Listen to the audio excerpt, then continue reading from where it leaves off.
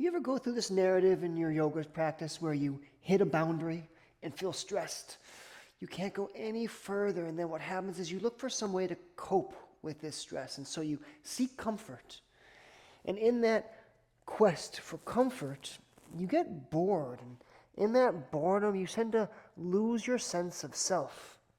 And when you lose your sense of self, you lose your you-ness, you lose your muchiness, and you find that your relationships start to fail because, well, you're not you anymore.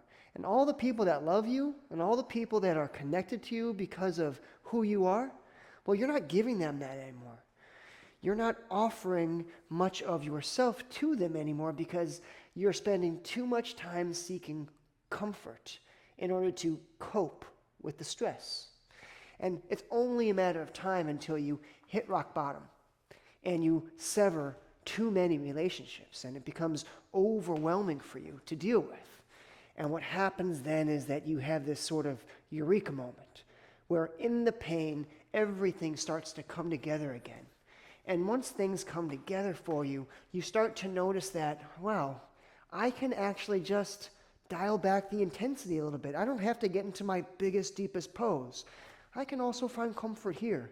And while I'm here, I can actually focus on my alignment and really stick this pose and feel good. And that's when you start to find that everything that you're doing in your life, it's all for the purpose of aligning to the feeling that feels good for you. And sometimes that means finding the challenge that you can confront and overcome. And sometimes it means just letting go, releasing all your desires, and just letting yourself feel your heartbeat, letting yourself reconnect with who you are on the deepest level. It's here at the deepest level when you feel alive, you feel connected, that you find your greatest strength. You find your harmony and your liberation. And you find that you can take yourself into uncomfortable situations with ease, without having to stress, or without worrying about how you're going to get out of them.